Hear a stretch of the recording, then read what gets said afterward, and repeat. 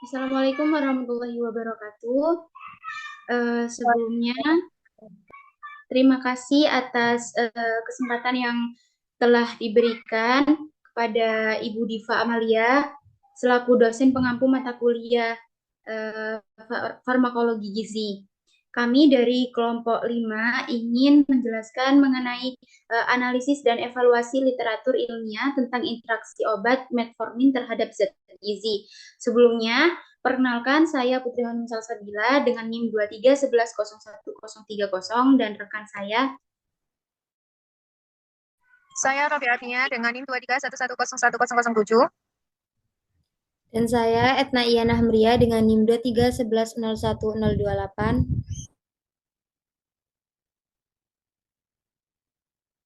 Baik, selanjutnya kita akan menjelaskan tiap babnya.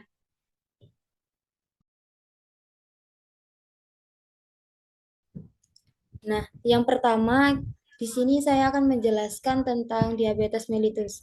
Apa sih diabetes mellitus itu? Diabetes mellitus adalah salah satu masalah kesehatan global dengan prevalensi yang terus meningkat setiap tahunnya, termasuk di Indonesia. Untuk mengendalikan kadar glukosa darah pada penderita diabetes mellitus, metformin telah menjadi terapi lini pertama yang direkomendasikan secara global oleh berbagai pedoman klinis, termasuk American Diabetes Association atau ADA dan European Association for the Study of Diabetes.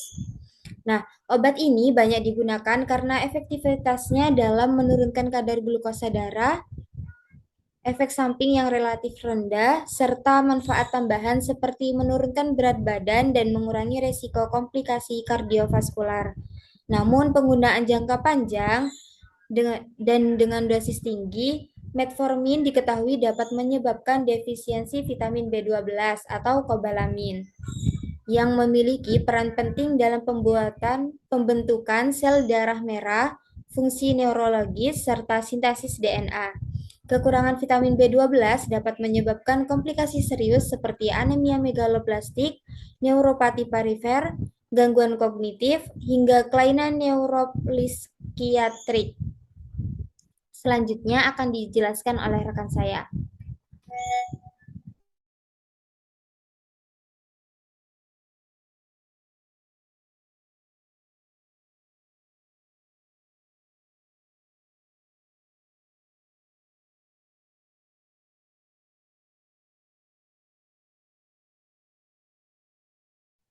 Baik, untuk tujuan penulisan dari makalah ini adalah untuk mengkaji dan menganalisis literatur ilmiah yang membahas interaksi obat metformin terhadap zat gizi, khususnya vitamin B12 pada pasien diabetes mellitus tipe 2. Yang kedua, tujuannya adalah untuk memahami mekanisme kerja metformin yang dapat menyebabkan gangguan penyerapan vitamin B12 serta dampak klinis yang ditimbulkannya. Yang ketiga, yaitu untuk mengevaluasi hasil temuan penelitian dan kekuatan bukti berdasarkan pendekatan evidence-based medicine. Dan yang keempat adalah untuk mengidentifikasi kelompok populasi yang berisiko tinggi mengalami defisiensi vitamin B12 akibat penggunaan metformin jangka panjang atau dosis tinggi. Dan yang terakhir yaitu tujuannya untuk memberikan rekomendasi bagi tenaga kesehatan, khususnya praktisi gizi dalam pemantauan status gizi dan edukasi gizi pasien pengguna metformin. Untuk ruang lingkup kajian akan disampaikan oleh Mbak Abel, silakan. Baik, kalau ruang lingkup kajiannya ini yaitu obat ini dipilih karena efektivitasnya yang tinggi dalam mengontrol kadar glukosa darah, namun sering dikaitkan dengan efek samping saluran cerna seperti mual, diare, muntah, dan perut kembung. Efek samping ini dapat mengganggu kepatuhan pasien terhadap pengobatan, sehingga penting untuk diteliti lebih lanjut. Selain itu, alasan memilih obat metformin ini karena selain umum digunakan, juga memiliki potensi efek samping gastrointestinal yang cukup sering terjadi, terutama jika diminum dengan cara atau dosis yang kurang tepat. Selanjutnya, nah di sini bab 2 bagian deskripsi obat. Yang pertama, pengertian metformin. Jadi, metformin adalah obat antidiabetik oral dari golongan biguanid yang digunakan sebagai terapi lini pertama pada pasien diabetes mellitus tipe 2. Khususnya ketika pengendalian kadar glukosa darah tidak dapat dicapai hanya melalui perubahan gaya hidup seperti diet dan olahraga. Metformin sendiri bekerja dengan cara menurunkan produksi glukosa di hati, meningkatkan sensitivitas jaringan terhadap insulin, serta mengurangi penyerapan glukosa di saluran pencernaan. Karena tidak merangsang sekresi insulin, resiko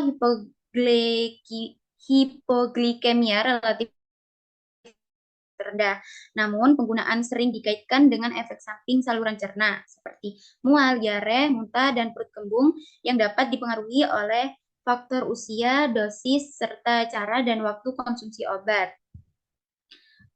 Next. Selanjutnya yaitu mekanisme kerja metformin. Jadi, mekanisme metformin merupakan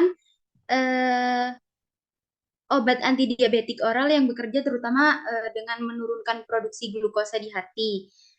Kemudian meningkatkan sensitivitas jaringan terhadap insulin dan memperbaiki pengambilan serta pemanfaatan glukosa oleh jaringan perifer, terutama otot. Obat ini tidak meningkatkan sekresi insulin sehingga risiko hipoglikemia rendah. Selain itu, metformin juga menghambat penyerapan glukosa di usus dan mengaktifkan enzim AMP aktif protein kinase yang berperan dalam pengaturan metabolisme energi seluler.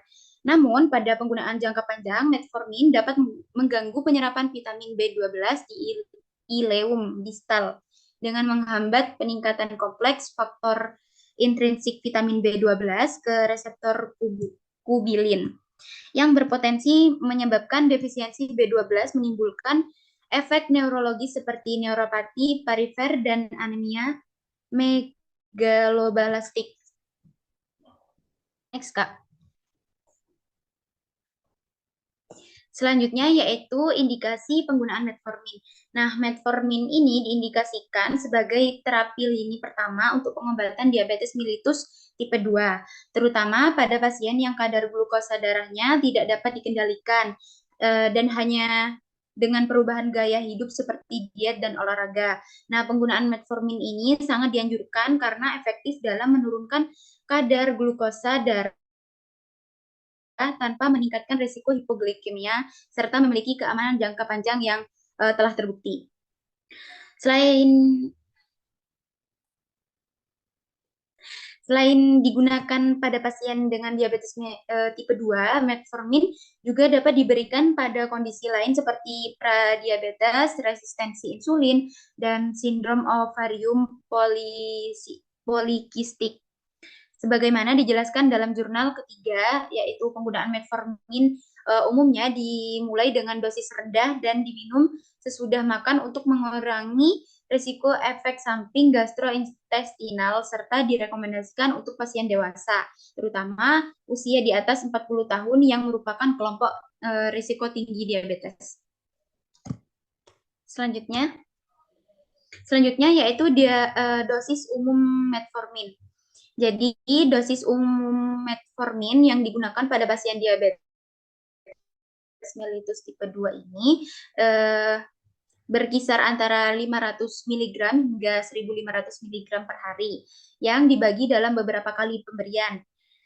Dosis yang paling banyak digunakan adalah 2 kali 500 mg atau 3 kali 500 mg per hari, tergantung pada respon glikemik pasien dan toleransi terhadap efek samping. Pemberian obat biasanya dilakukan setelah makan untuk mengurangi gangguan saluran cerna seperti mual, diare, perut kembung. Sementara dalam jurnal ketiga ini dijelaskan bahwa dosis tinggi dan penggunaan jangka panjang kurang lebih 2.000 mg per hari atau lebih dari 4 tahun. Dan meningkatkan resiko defisiensi vitamin B12, sehingga pemantauan status B12 menjadi penting pada pasien dengan penggunaan jangka panjang. Oleh karena itu, metformin umumnya dimulai dari dosis rendah 500 mg per hari dan dan dititrasi perlahan sesuai kebutuhan pasien dan toleransi tubuhnya terhadap obat. Next, Kak. Nah, di sini ada efek samping metformin. Jadi, efek samping dari metformin ini yaitu yang paling sering terjadi adalah gangguan saluran cerna, seperti efek mual, diare, muntah, dan perut kembung itu sendiri, yang biasanya muncul pada awal penggunaan atau ketika dosis terlalu tinggi diberikan. Efek ini lebih sering dialami oleh pasien yang mengonsumsi metformin dengan dosis yang tinggi, misalnya 3 kali 500 mg per hari, dan lebih jarang terjadi bila obat diminum setelah makan. Nah, selain itu juga pengguna metformin dalam jangka yang panjang atau dosis tinggi dapat menyebabkan defisiensi vitamin B12 yang beresiko menimbulkan komplikasi seperti anemia kognitif. Defisiensi ini sering tidak disadari karena gejalanya bisa mirip dengan neuropatik diabetik, sehingga memerlukan pemantauan khusus. Dengan demikian, walaupun metformin tergolong obat yang aman, efek samping gastrointestinal dan gangguan penyerapan vitamin B12 perlu menjadi perhatian klinis. Selanjutnya bisa dijelaskan oleh rekan. Selanjutnya di bab 3 yakni ada interaksi obat dan zat gizi. Yang pertama, zat gizi yang terlibat dalam interaksi. Yang pertama ada vitamin B12. Metformin berinteraksi dengan vitamin B12 dengan cara mengganggu penyerapan vitamin ini di ileum terminal. Beberapa mekanismenya adalah sebagai berikut. Metformin mengganggu proses pengikatan kompleks vitamin B12, faktor intrinsik, serta reseptor kubilin yang bergantung pada kalsium di mukosa ileum. Yang kedua, mengubah motilitas usus kecil yang dapat menyebabkan pertumbuhan berlebih bakteri di usus dan mempengaruhi absorpsi vitamin B12. Yang ketiga, dapat mempengaruhi metabolisme asam empedu dan meningkatkan akumulasi vitamin B12 di hati, sehingga mengurangi bioavailabilitas vitamin B12 secara sistemik. Selanjutnya, interaksi yang terjadi yakni ada di kalsium. Kalsium juga menjadi bagian penting dalam interaksi ini karena proses absorpsi kompleks vitamin B12, faktor intrinsik memerlukan ion kalsium. Beberapa studi juga menunjukkan bahwa suplementasi kalsium dapat membantu mengembalikan penyerapan vitamin B12 yang terganggu akibat penggunaan metformin jangka panjang. Yang ketiga, yakni ada folat. Defisiensi vitamin 12 seringkali dikaitkan dengan folat karena keduanya terlibat dalam metabolisme homocysteine dan sintesis DNA. Kekurangan vitamin B12 dapat menyebabkan akumulasi homocysteine yang juga berdampak negatif pada kesehatan pembuluh darah. Selain itu, defisiensi vitamin B12 dan folat sama-sama dapat menyebabkan anemia makrositik, sehingga diagnosis harus dibedakan secara cermat. Selanjutnya yakni ada dampak klinis gizi pasien. Metformin merupakan obat antidiabetik oral lini pertama yang direkomendasikan dalam pengelolaan diabetes mellitus tipe 2. Meski memiliki efektivitas tinggi dalam menurunkan kadar glukosa darah, berbagai penelitian juga menunjukkan bahwa penggunaan metformin jangka panjang dalam dosis tinggi dapat berdampak signifikan terhadap salah satu status gizi pasien, terutama melalui interaksinya dengan vitamin B12. Salah satu dampak klinis utamanya adalah defisiensi vitamin B12 atau disebut dengan kobalamin. Metformin dapat mengganggu penyerapan vitamin B12 di ileum terminal dengan menghambat ikatan kompleks vitamin B12 faktor intrinsik dengan reseptor kubilin yang bergantung pada kalsium. Nah, selain itu juga efek samping gastrointestinal metformin seperti mual, kembung, dan diare dapat menurunkan nafsu makan yang pada akhirnya berdampak terhadap penurunan asupan energi dan mikronutrien lainnya, termasuk zat besi dan folat. Hal ini dapat memicu malnutrisi energi protein, terutama pada pasien lanjut usia, yang memang sudah memiliki resiko tinggi terhadap penurunan asupan gizi. Penelitian di Indonesia juga menunjukkan hubungan yang signifikan antara lama dan dosis penggunaan metformin dengan rendahnya asupan vitamin B12 dan pasien diabetes mellitus tipe 2. Konsekuensi dari gangguan status gizi ini sangat penting untuk diperhatikan karena dapat memperburuk kondisi klinis pasien, menurunkan kualitas hidup, serta mempercepat timbulnya komplikasi diabetes. Nah, oleh karena itu, pemantauan kadar vitamin B12 secara rutin, edukasi gizi, serta intervensi suplementasi menjadi bagian penting dalam manajemen pasien diabetes yang menggunakan metformin. Baik, untuk bab yang keempat, yakni analisis dan evaluasi literatur ilmiah. Kami mengambil 3 artikel jurnal. Untuk jurnal yang pertama, yakni dengan judul Association Between Metformin and Vitamin B12 Deficiency in Patient with Type 2 Diabetes. Ini tahun terbitnya pada tahun 2024. Untuk penulisnya yaitu Ehsan Sayyedali, Ali Erdin Yalin, dan Serap Yalin. Sumber jurnalnya dari World Journal of Diabetes. Untuk jurnal yang kedua dengan judul Vitamin B12 Deficiency in Patient with Diabetes on Metformin, Arab Countries. Tahun terbitnya ini pada tahun 2022. Untuk penulisnya yaitu Jawir Haji Al-Haji. Sumber jurnalnya dari Multidisciplinary Digital Publishing Institute. Untuk jurnal yang ketiga yang ini berjudul Faktor yang berhubungan dengan kebutuhan asupan vitamin B12 penderita diabetes mellitus tipe 2 yang mengkonsumsi metformin. Tahun terbit jurnal ini adalah tahun 2020. Untuk penulisnya yaitu Islah Wayuni dan Bushro Hanim. Sumber jurnalnya dari Jurnal Kesehatan Medika Sendika. Untuk metodologi penelitian artikel ini pada jurnal ke-1, metodologi penelitiannya menggunakan pendekatan mini review, yaitu jenis tinjauan literatur yang merangkum dan menganalisis berbagai studi sebelumnya mengenai hubungan antara penggunaan metformin dan defisiensi vitamin B12 pada pasien diabetes mellitus tipe 2. Untuk jurnal yang kedua menggunakan metode penelitian tinjauan literatur juga yang menelusuri dan mengevaluasi hubungan antara penggunaan metformin dan defisiensi vitamin B12 pada pasien diabetes tipe 2 di negara-negara Arab.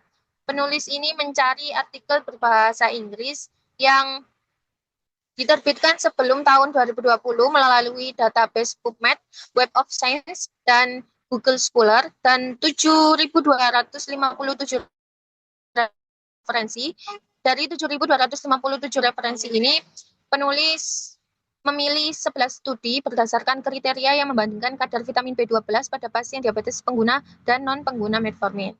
Untuk yang jurnal ketiga, jurnal ini menggunakan metode penelitian deskriptif analitik dengan desain cross-sectional, yang artinya data dikumpulkan dalam satu waktu untuk mengetahui hubungan antara beberapa faktor dengan asupan vitamin B12 pada penderita diabetes mellitus tipe 2 yang mengonsumsi metformin. Sampelnya berjumlah 100 orang, diambil dari 5 puskesmas di Kota Pekanbaru dengan teknik straight random sampling. Data ini dikumpulkan melalui pengukuran fisik, wawancara, dan penilaian asupan vitamin B12 dengan metode protokol 24 jam.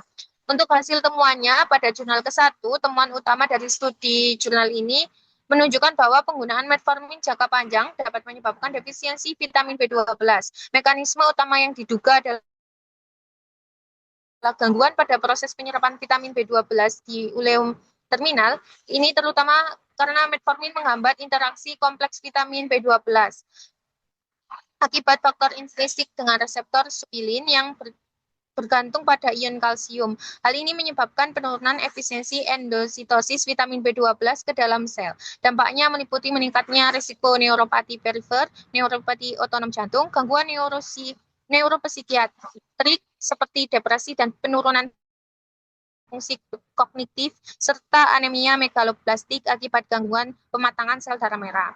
Dari jurnal yang kedua, hasil temuannya itu hampir seluruh studi yang ditinjau dalam artikel ini menemukan adanya hubungan antara penggunaan metformin dengan penurunan kadar vitamin B12 dalam darah. Defisiensi ini makin jelas terjadi pada pasien yang menggunakan metformin dalam dosis tinggi dan atau dalam jangka waktu yang lama. Beberapa studi bahkan menunjukkan bahwa peningkatan dosis metformin per hari berkorelasi dengan semakin rendahnya kadar B12 dan resiko defisiensi meningkat secara signifikan pada penggunaan lebih dari 4 tahun atau dengan dosis harian kurang lebih 2000 miligram. Komplikasi yang muncul akibat defisiensi ini antara lain neuropati perifer dan anemia megaloblastik yang sering kali luput dari perhatian karena gejalanya tumpang tindih dengan komplikasi diabetes itu sendiri. Untuk jurnal yang ketiga, hasil temuan utamanya yaitu menunjukkan bahwa lama dan dosis pemakaian metformin berhubungan signifikan dengan asupan vitamin B12. Semakin lama dan tinggi dosis metformin yang dikonsumsi, semakin besar kemungkinan terjadinya penurunan asupan vitamin B12. Sementara itu, faktor usia, jenis kelamin, dan indeks massa tubuh tidak memiliki hubungan signifikan dengan asupan vitamin B12, yang artinya durasi dan jumlah konsumsi metformin merupakan faktor utama yang perlu diawasi dalam kaitannya dengan status gizi, khususnya pada vitamin B12. Lalu selanjutnya, evaluasi kekuatan bukti berdasarkan evidence-based medicine. Untuk jurnal yang ke-1, berdasarkan pendekatan EBM, kekuatan bukti yang disajikan dalam artikel ini termasuk dalam kategori sedang hingga tinggi. Hal ini didukung oleh keberadaan beberapa studi berskala besar seperti meta-analisis dan uji klinis acak terkontrol yang menunjukkan hubungan signifikan antara metformin dan penurunan kadar vitamin B12. Selain itu, beberapa studi menunjukkan korelasi antara durasi penggunaan metformin dan keparahan gejala defisiensi. Meskipun sebagian besar bukti berasal dari studi observasional yang konsisten, temuan ini di berbagai populasi memperkuat validitasnya. Artikel ini juga mengutip sejumlah systematic review yang mendukung penggunaan suplementasi vitamin B12 sebagai strategi terapi pencegahan atau koreksi. Jadi untuk yang jurnal kedua ini, bukti yang disajikan dalam studi jurnal kedua ini memiliki tingkat kekuatan sedang hingga tinggi juga, tergantung pada studi yang dianalisis. Sebagian besar adalah studi observasional cross-seksional yang meskipun tidak bisa membuktikan hubungan sebab akibat secara langsung, tetapi memberikan beberapa penelitian menunjukkan hasil signifikan secara statistik, terutama terkait dengan dosis dan durasi metformin terhadap kadar vitamin B12. Meski belum ada RCT besar berskala regional, bukti yang ada cukup kuat untuk merekomendasikan pemantauan rutin kadar vitamin B12 pada pasien pengguna metformin jangka panjang, sejalan dengan pedoman dari ADA atau American Diabetes Association. Untuk yang jurnal ketiga, dari pendekatan evidence-based medicine ini, penelitian ini termasuk dalam bukti tingkat moderat atau menengah. Meskipun data primer dikumpulkan secara langsung dan populasinya nyata, desain cross-seksional memiliki kelemahan dalam menetapkan hubungan sebab akibat. Namun hasil yang diperoleh sesuai dengan teori dan temuan penelitian internasional lainnya, yang menyatakan bahwa metformin dapat menurunkan kadar vitamin B12 melalui gangguan penyerapan di usus halus. Oleh karena itu, hasil ini relevan sebagai dasar untuk pengambilan keputusan klinis tingkat lokal, khususnya dalam pelayanan primer. Kemudian keterbatasan studi. Pada jurnal ke-1, jurnal ini merupakan studi tinjauan atau review, yang artinya penulis tidak melakukan penelitian langsung di lapangan atau laboratorium, melainkan hanya mengumpulkan dan menganalisis hasil dari penelitian-penelitian sebelumnya. Karena itu, kualitas dan keakuratan kesimpulan yang dibuat sangat tergantung pada kualitas dan studi-studi yang dirujuk. Untuk jurnal yang kedua, jurnal ini merupakan studi tinjauan juga, oleh sebab itu penelitian ini tidak mengumpulkan data langsung, sehingga kesimpulannya tergantung juga pada kualitas studi yang ditelaah atau dirujuk. Sebagian besar studi ini bersifat cross-seksional yang tidak dapat memastikan hubungan sebab akibat. Selain itu, faktor seperti status gizi, obat lain, dan perbedaan etnis belum dibahas mendalam, belum ada kesepakatan jelas mengenai dosis dan durasi aman metformin, sehingga hasil studi perlu diterapkan secara individual dan hati-hati. Untuk jurnal yang ketiga, pada jurnal ini penelitian tidak bisa Penelitian pada jurnal ini tidak bisa memastikan hubungan sebab akibat karena menggunakan desain cross-seksional. Pengukuran asupan vitamin B12 hanya berdasarkan recall 24 jam yang bisa dipengaruhi oleh ingatan responden. Selain itu, kadar B12 dalam darah tidak diukur langsung dan faktor lain seperti pola makan atau konsumsi suplemen tidak diteliti lebih lanjut, sehingga hasilnya bisa kurang akurat secara keseluruhan. Untuk bab yang kelima akan dibacakan oleh teman saya, silakan Mbak. Baik, di sini yang bab 5 membahas mengenai implikasi klinis, yaitu rekomendasi untuk praktisi gizi atau kesehatan. Jadi, praktisi gizi dan tenaga kesehatan didasarkan untuk melakukan pemantauan status gizi, khususnya vitamin B12 secara berkala pada pasien yang mengonsumsi metformin dalam jangka panjang atau dosis yang tinggi, karena risiko defisiensi vitamin B12 yang dapat menimbulkan komplikasi seperti anemia dan neuropati perifer bila ditemukan kadar vitamin B12 yang rendah. Suplementasi vitamin B12 perlu dipertimbangkan untuk mencegah dampak jangka panjang. Selain itu, dianjurkan juga untuk melakukan edukasi diet, terutama peningkatan konsumsi sumber vitamin B12 seperti daging, ikan, telur, dan produk susu, terutama pada pasien lanjut usia dan pasien dengan risiko defisiensi. Praktisi juga perlu memberikan edukasi tentang cara minum metformin yang benar, yaitu sesudah makan untuk meminimalkan efek samping gastrointestinal. Pemantauan dosis dan respon klinis terhadap terapi juga penting, termasuk titrasi dosis secara bertahap untuk meningkatkan toleransi pasien terhadap obat. Selanjutnya. Baik, untuk populasi yang berisiko tinggi mengalami interaksi tersebut, ini ada beberapa populasi. Yang pertama adalah pasien diabetes mellitus tipe 2 yang menggunakan metformin jangka panjang. Pasien dengan durasi pemakaian metformin lebih dari 4 tahun memiliki resiko lebih tinggi mengalami gangguan penyerapan vitamin B12 di usus halus. Untuk yang kedua yaitu pasien yang mengonsumsi metformin dalam dosis tinggi. Dosis harian kurang lebih 1.500 sampai 2.000 mg dikaitkan dengan penurunan kadar vitamin B12 yang lebih signifikan, sebagaimana ditemukan dalam beberapa studi baik di negara Arab maupun di Indonesia. Yang ketiga yakni lansia. Usia tua ini menjadi faktor resiko tambahan karena fungsi saluran cerna ini menurun pada lansia seiring bertambahnya usia yang bisa memperburuk penyerapan vitamin B12. Untuk yang keempat, yakni pasien dengan pola makan rendah vitamin B12. Individu atau seseorang yang dengan pola makan rendah protein hewani, karena protein hewani ini sumber utama vitamin B12, seperti vegetarian atau pasien dengan nafsu makan yang buruk, ini memiliki resiko lebih tinggi mengalami defisiensi. Untuk yang kelima, pasien dengan kondisi gastrointestinal tertentu. Orang yang memiliki gangguan pencernaan, misalnya gastritis kronis, operasi lambung, atau penyakit usus, cenderung memiliki penyerapan vitamin B12 yang lebih rendah. Untuk yang keenam ini adalah pengguna obat tambahan yang mengganggu penyerapan B12. Pasien yang juga mengonsumsi obat seperti proton pump inhibitors atau PPI atau antagonis H2 berpotensi mengalami penurunan asam lambung yang menghambat pelepasan B12 dari makanan. Untuk potensi konsekuensinya akan dilanjutkan oleh rekan saya.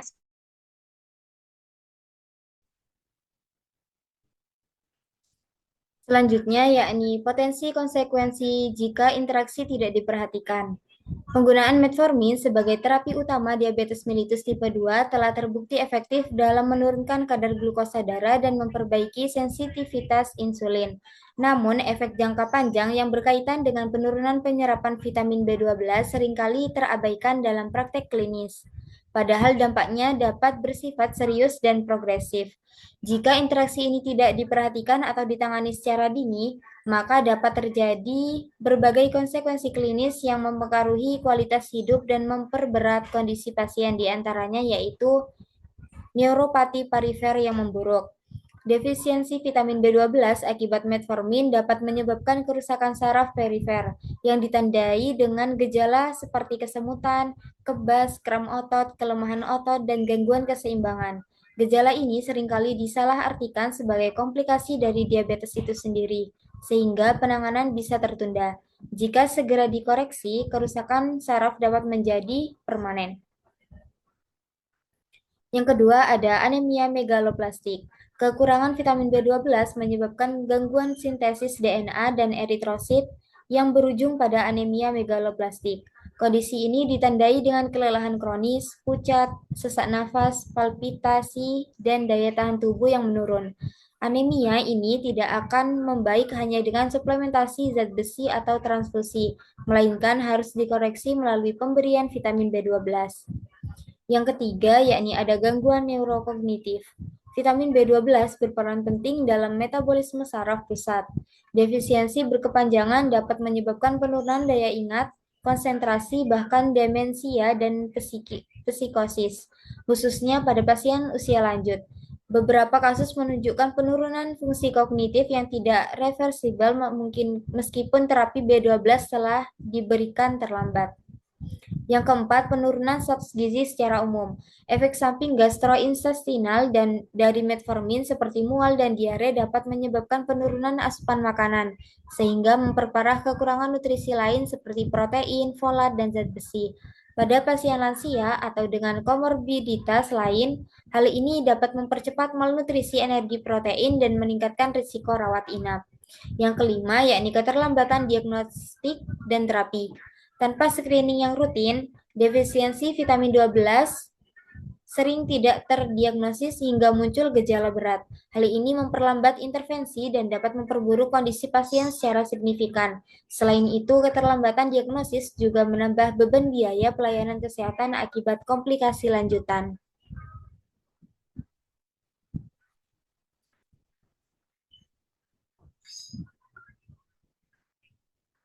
Selanjutnya, yakni kesimpulannya, metformin merupakan obat utama yang umum digunakan dalam pengelolaan diabetes mellitus tipe 2 karena efektivitasnya dalam menurunkan kadar glukosa darah.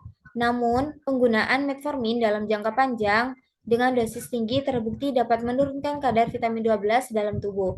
Hal ini terjadi karena metformin mengganggu proses penyerapan vitamin B12 di bagian akhir usus halus atau ileum terminal. Gangguan tersebut dapat menyebabkan berbagai komplikasi serius seperti anemia megaloblastik, kerusakan saraf tepi, dan gangguan fungsi kognitif.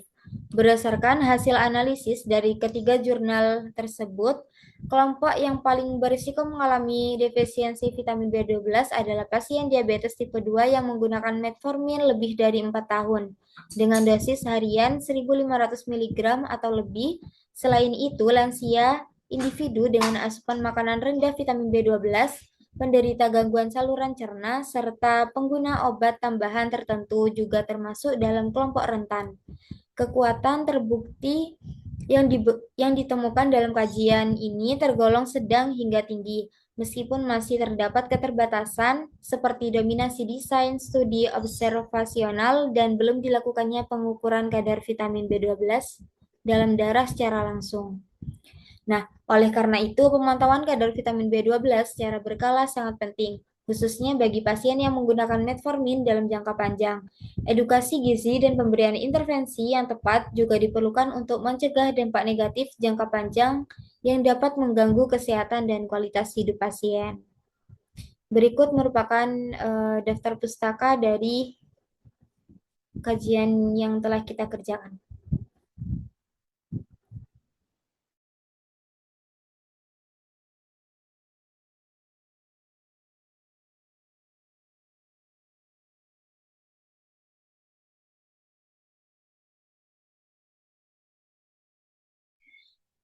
Nah, baik, sekian dari kelompok kami. Kurang lebihnya mohon maaf apabila ada kesalahan kata atau kekeliruan kata dari awal hingga akhir.